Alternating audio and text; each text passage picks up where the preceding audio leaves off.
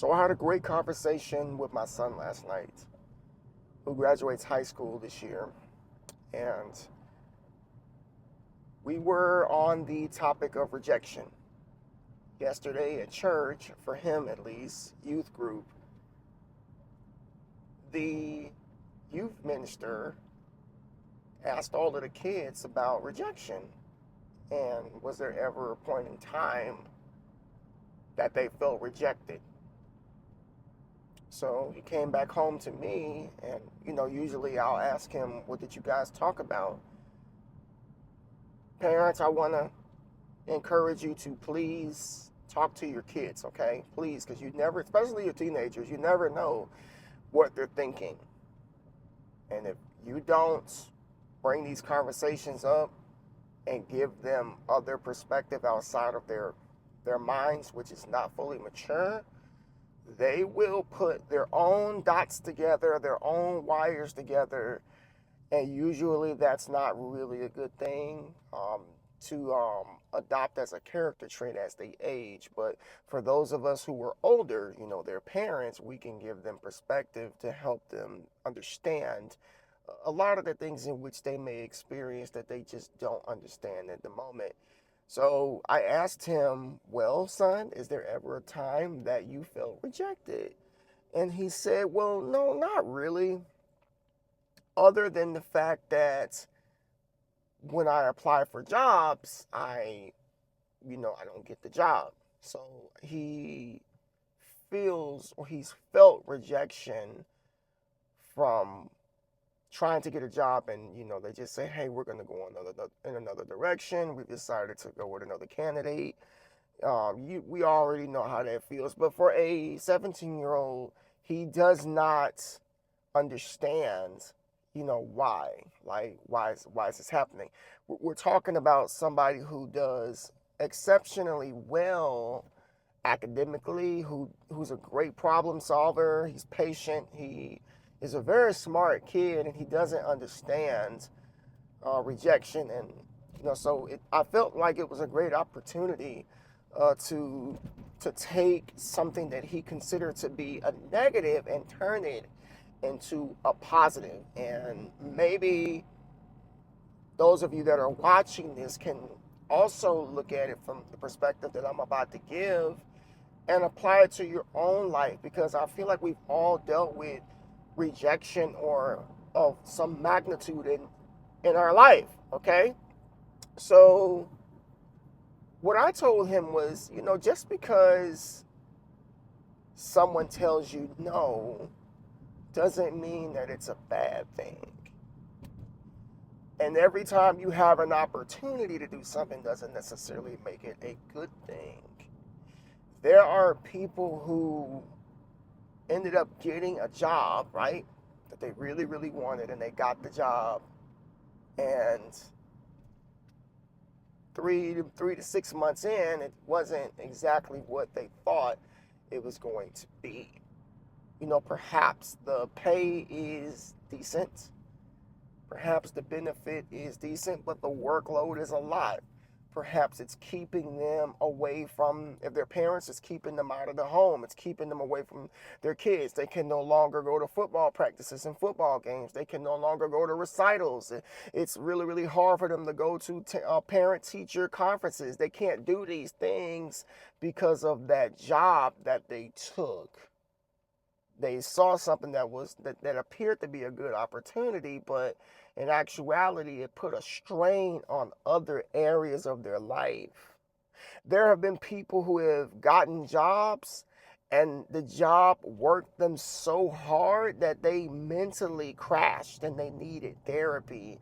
I recall a woman who worked for a particular company, I'm not going to name, and they worked her so hard, the job was so mentally draining, that she tried to take her own life.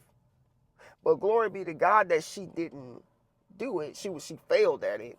And that I always remember that story because she told me that. And I'm like, something, a lot of these jobs, man, they really don't care about you as the person. They just care about you getting the job done and not what you got going on in your personal life. Your personal life doesn't matter to them.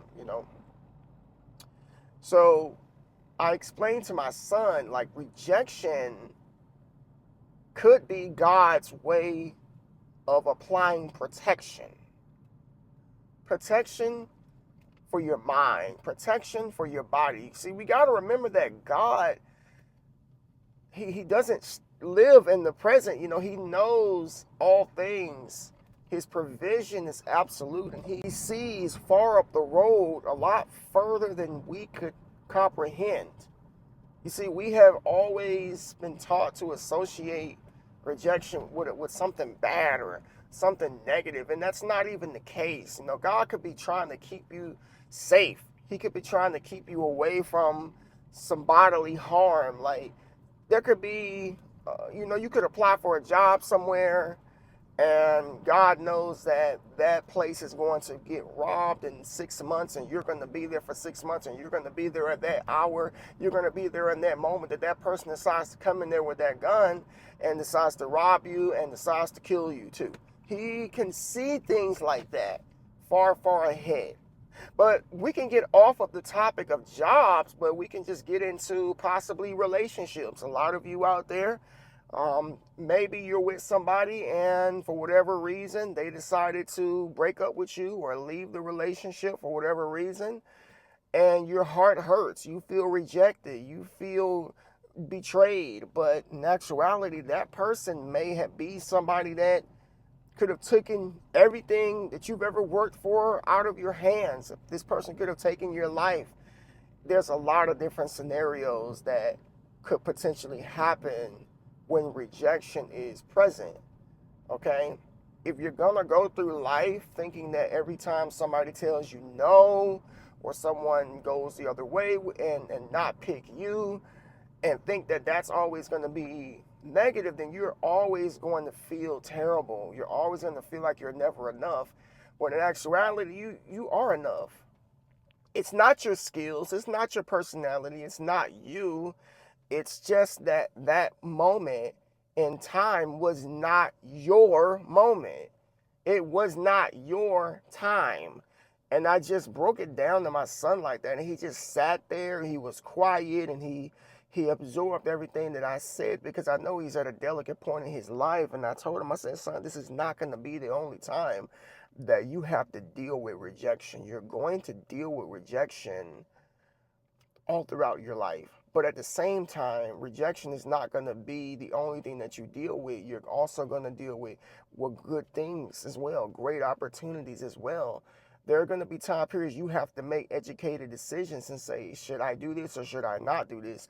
You'll be the one saying no to things, trying to decipher whether this is something that you want in your life, and it's going to be a good fit for you at this point. And is it going to be something that you have to worry about later? You have to think about all of these different attributes when it comes to life choices. So I want to leave you all with this. Like, maybe you're somebody out there who hates to be turned down or hates rejection. Look at it as protection.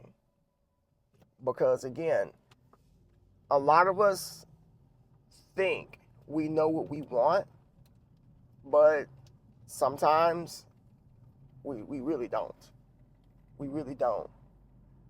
I mean, how many times have you gotten something in your life and it wasn't exactly what you thought it would be? Maybe it was somebody you really wanted and you wanted to date them and you got with them.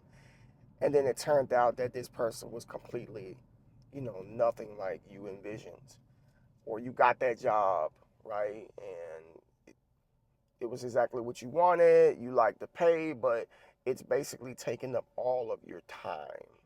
So there's just many different avenues that we could take when it comes to dealing with rejection and whatnot. So my son learned a really valuable lesson, because I know he kind of wears his heart on his sleeves, and I didn't want him to think that something was wrong with him because he was dealing with rejection when it comes to employment and stuff like that. And I told him, son, there's a lot of people out here, not just you, but there's a lot of people out here that are dealing with what you're dealing with or experiencing what you're experiencing.